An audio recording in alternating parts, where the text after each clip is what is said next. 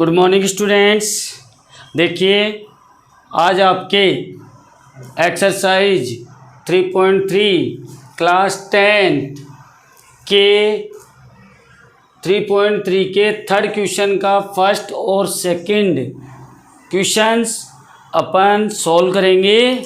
जो स्टेटमेंट वाले क्वेश्चंस हैं बोर्ड एग्ज़ाम में सिंपल और स्वीट्स एक स्टेटमेंट वाले क्वेश्चंस हर बार आपके आते रहते हैं।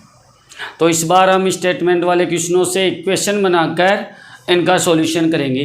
तो देखिए क्वेश्चन नंबर फर्स्ट है, दो संख्याओं का अंतर 26 है। दो संख्याओं का अंतर 26 है। तो दो संख्याएं हैं अपने पास, तो हमें पहली संख्या को x मानना पड़ेगा और दूसरी संख्या को y। तो मैंने देखा कि माना हल कर रहे हैं। आप क्या करो स्टूडेंट्स, संख्याओं को मान लें कि पहली संख्या x है और दूसरी y है। तो माना बड़ी संख्या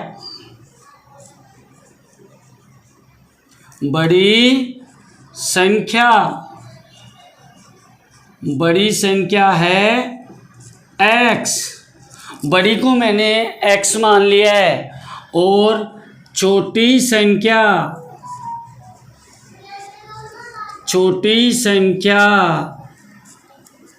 y है। अब देखो पहली संख्या मैंने बड़ी वाली को x मान लिया है, छोटी वाली को y मान लिया है। अब अपने पहली शर्त ये है, पहली शर्त से आप राइट कर दें। पहली शर्त क्या कह रही है, दोनों संख्याओं का अंतर 26 है। यानी बड़ी वाली संख्या में से छोटी वाली संख्या को माइनस करेंगे तो आपका आंसर कितना आएगा, 26। तो देखिए पहली संख्या थी x, दूसरी संख्या थी y। बड़ी वाली में से छोटी वाली को घटाएंगे तो आपका आंसर कितना आएगा, 26। और ये आपकी इक्वेशन नंबर फर्स्ट बन जाती है। क्या बन जाती है, फर्स्ट। अब अपन दूसरी शर्त से देखते हैं। पहली शर्त में दोनों का अंतर दे रखा था अपने को। अब दूसरी शर्त से, तो दूसरी शर्त पे चलते हैं। ये पहली शर्त कंप्लीट। सेकंड शर्त है, एक संख्या दूसरी संख्या की 3 गुनी है। एक संख्या दूसरी संख्या की 3 गुनी है। तो इमेजिन करो, एक तो मेरे पास x थी बड़ी वाली, दूसरी वाली क्या थी, y इज इक्वल टू। अब बताइए क्या ये इज इक्वल टू है, बराबर है, नहीं है बराबर। तो अब इनमें से कौन सी 3 गुनी है, यानी x वाली बड़ी संख्या क्या है, इस वाली की 3 गुनी है। तो इन दोनों को इक्वल करने के लिए अपन क्या करेंगे, y को यानी छोटी वाली को 3 से गुणा कर देंगे। और 3 से गुणा करेंगे तो ये दोनों आपकी संख्याएं हैं, वो दोनों की दोनों इक्वल हो जाएगी, बराबर हो जाएगी। अब मैं समीकरण बनाने की ओर अग्रसर होता हूँ, समीकरण बनाता हूँ। तो समीकरण अपना बनेगा बेटा जी, क्या बनेगा, x, इसका मैं पक्षांतरण करूँगा -3y और इज इक्वल टू में क्या बच गया मेरे पास, 0। और इस इक्वेशन को मैं दे दूँगा नाम 2। अब अपने पास दो इक्वेशन बन गई। फर्स्ट इक्वेशन अपनी हो गई x minus y is equal to 26 और सेकंड हो गई x minus 3y is equal to 0 और 0 हो गई।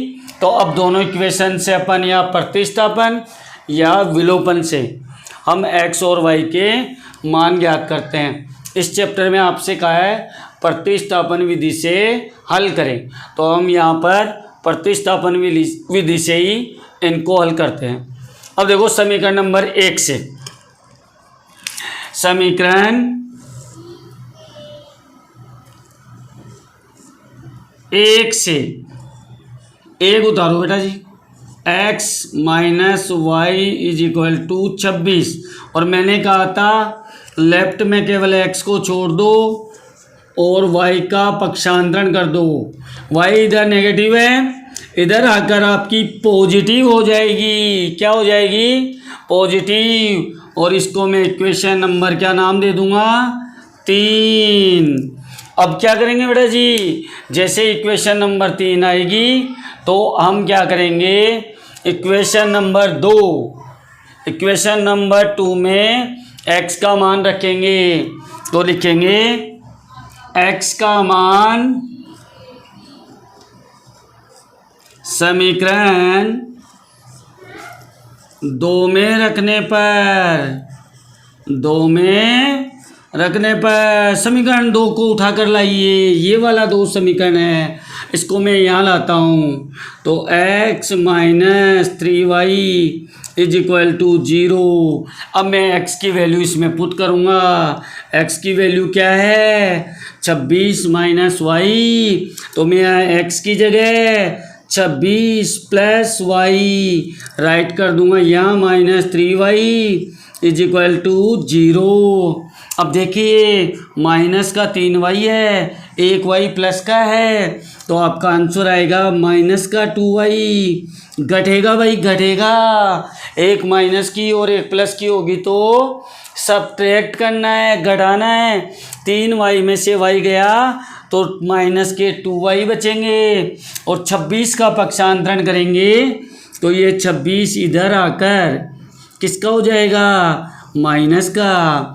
माइनस से माइनस कैंसिल, और y इज इक्वल टू अपने पास कितना आ जाएगा? 26।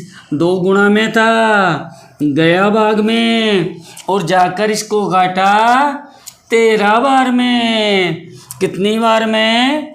13 बार में। तो y का मान अपने पास कितना आया? 13।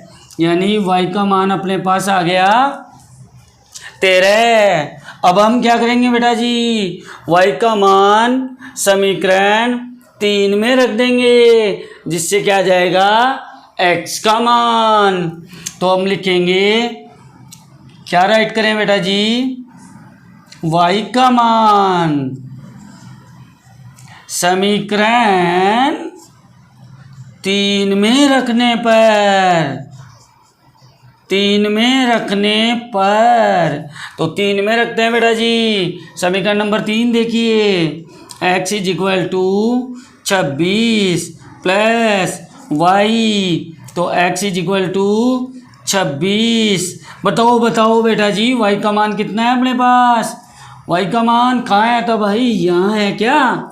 y का मान 13, तो यहाँ पे प्लस 13 कर दो, तो x is equal to 26 plus 13 कितने हुए जी? 39। ये लो जी, x का मान 39 आ गया। अब अपने पास बड़ी वाली संख्या क्या आ गई? तो ये बड़ी वाली संख्या 39, छोटी वाली संख्या 13। तो हम लिखेंगे कि संख्याएं एक तो होगी 39 और एक होगी 13। ये 2 संख्याएं अपना आंसर होगा। अब इसमें देखो पहले क्या बोला था, 2 संख्याओं का अंतर 26 है, तो 39 में से 13 को घटाएंगे तो बताओ कितने आएंगे? 26 आएंगे, और आपका 26 आंसर सही हो जाएगा। फिर दूसरी शर्त क्या बोल रही है? एक संख्या दूसरी की 3 गुनी है, तो 13 की 3 गुनी कितनी होती है? 39। 13 एकम 13, 13 दूनी 26, 13 × 39, और आपकी दूसरी संख्या।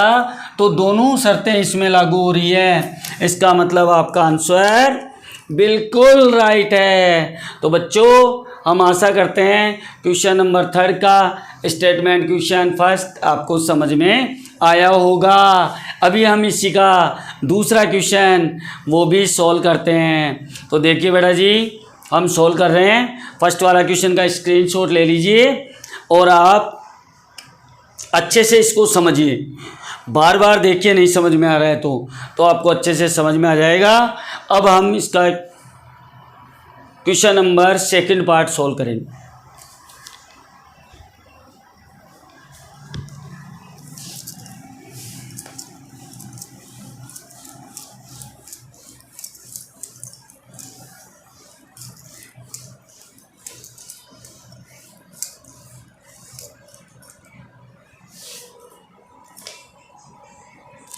सेकंड पार्ट, दो संपूरक। तो सबसे पहले मैं बात करता हूं संपूरक क्या होता है। संपूरक होता है बेटा ऐसे दो कोण जिनका योग 180 डिग्री हो। देखो, दो कोण संपूरक हैं। संपूरक का मतलब हो गया दोनों कोणों का योग क्या है बेटा, 180 डिग्री। पहली इक्वेशन पहली शर्त से डायरेक्ट आ गई अपने पास। देखिए क्या आई, देखिए कि माना पहला कोण क्या है बेटा, x। दूसरा कोण बताओ बेटा क्या मानेंगे, दूसरा कोण y। जब पहला कोण x है, दूसरा कोण y है, तो दोनों कोणों का योग क्या होता है बेटा, 180। क्योंकि दोनों कोण क्या है बेटा, संपूरक। तो हम लिखेंगे पहली शर्त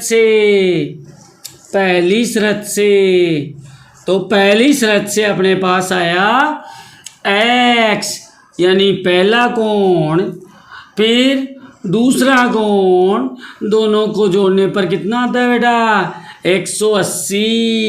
इक्वेशन नंबर फर्स्ट। दूसरी शर्त पे चलते हैं। दूसरी शर्त से, कौन सी शर्त से, दूसरी शर्त से क्या हुआ, आगे चलो भाई। बड़ा कोण छोटे कोण से 18 डिग्री अधिक है। बड़ा कोण मेरे पास x है और छोटा कोण y है। अभी देखो, कोण x और y बराबर नहीं है। छोटा कोण क्या है, y x से 18 डिग्री क्या है, अधिक है। तो ये बेटा जी आपका कोण 18 डिग्री अधिक है। तो हम क्या करेंगे, y में भी 18 जोड़ देंगे। क्या कर देंगे बेटा जी, y में भी 18 जोड़ देंगे। तो दोनों कोण क्या हो जाएंगे बेटा जी, इक्वल। अब इक्वल हो जाने के बाद इस समीकरण को हल करते हैं।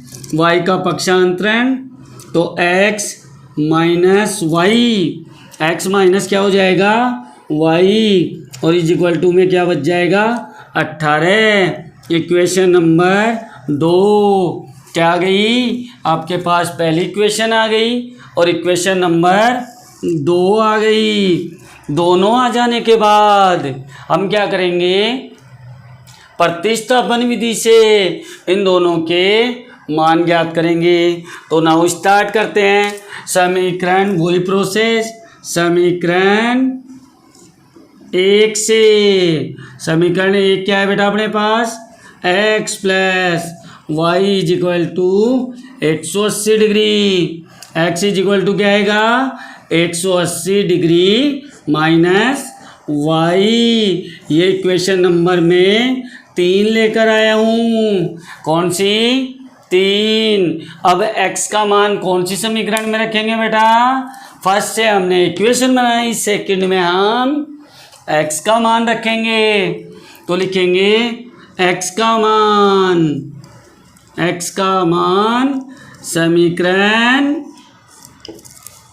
समीकरण किस में रखें, 2 में रखने पर। तो मैं 2 में रखता हूँ बेटा जी आपके सामने। तो समीकरण 2 था x minus y is equal to 18। तो मैं x की जगह क्या रखूँगा बेटा जी, 180 माइनस वाई, और ये एक्स की जगह रख दिया मैंने, इसकी जगह है, और माइनस का वाई ऑलरेडी है, तो इज इक्वल टू 18। अब देखो बेटा जी, आपके सामने दोनों माइनस के वाई आ रहे हैं, तो इन दोनों को जोड़ देंगे, 2y हो जाएगा। 180 का पक्षांतरण कर देते हैं, तो इधर प्लस का है, इधर आके माइनस 180 हो जाएगा। अब minus 2y is equal to 180 में से 18 कम करो बेटा जी, देखो 10 कम किया तो 70, 70 में से 8 कम किया तो 62, माइनस का 162 आ जाएगा अपने पास। कितना आ जाएगा बेटा जी? 162। माइनस से माइनस कैंसिल कर देंगे, y इज इक्वल टू 2 गुणा में था, किस में जाएगा? भाग में, तो 162 बटे 2 काट दो, 2 अट्टे 16, 2 ये कम 2, तो y की वैल्यू कितनी आई बेटा जी? 81, यानी छोटे वाला कोण 81 डिग्री का होगा। छोटे वाला कोण 81 डिग्री का। अब हम बड़े वाला कोण निकालते हैं, कैसे निकालेंगे बेटा जी? y का मान, समीकरण बताओ किस में रख रहे हैं इतने दिनों से? 3 में। 3 में रखने पर तो 3 उठा के लाता हूँ, लाओ जी। x is equal to 180 degree minus y, तो x is equal to 180 degree minus y कितना है बेटा? 81, तो 81 अपन x इज इक्वल टू 180 में से 80 गए तो कितने बचे भाई? 100, और एक और कम करो तो कितना डिग्री आएगा बेटा जी? 99 डिग्री। कितना डिग्री आएगा?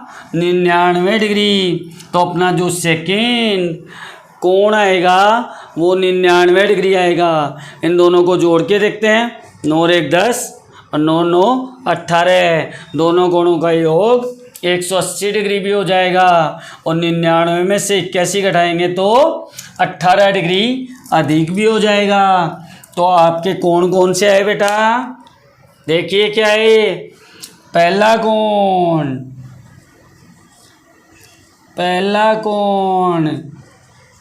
81 डिग्री, दूसरा कोण 99 डिग्री। दोनों शर्तों को फॉलो कर रहा है। देखिए कैसे, पहले क्या थी? समपूरक कोण का मतलब दोनों कोणों का योग 180 डिग्री होना चाहिए। तो 81 और 99 को जोड़ोगे तो 180 ही आएगा। फिर बोल रहा है एक कोण दूसरे से 18 डिग्री अधिक है, तो 99 में से 81 घटाएंगे तो 18 डिग्री आएगा। बेस्ट ऑफ लक बच्चों, आपके समझ में आया होगा दोनों स्टेटमेंट वाले क्वेश्चन। Bye bye.